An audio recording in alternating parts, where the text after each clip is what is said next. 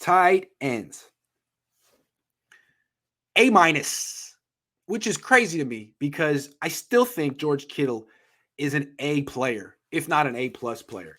But he definitely had a down season by his standards. I mean, he didn't have 1,000 yards receiving, and he averaged less than 30 yards per game in the last 6 games. I mean, he was a fourth option in the passing game in the playoffs throughout.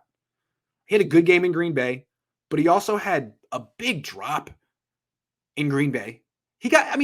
Part of the reason his production went down is Debo took over. The quarterback's limited. That's a big reason. The quarterback's limited, but Debo took over. They don't throw that much because the quarterback's limited, and he was hurt all year. That's a big thing. I mean, he hurt his calf week 1 and went on IR with it. It never fully healed, and I think that's probably part of the reason they were limiting his touches down the stretch. But still, A minus, 900 yards, had a touchdown in the NFC Championship game.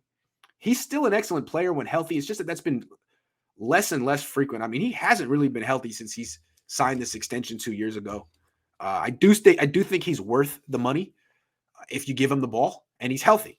So he has to take care of the health this year like Debo did, and the Niners have to have a better plan to get him the ball. I think just moving on from Jimmy Garoppolo should do wonders because the Niners' whole thing was we can't trust Jimmy to throw the ball more than 25 times, and Debo's the best player in the league.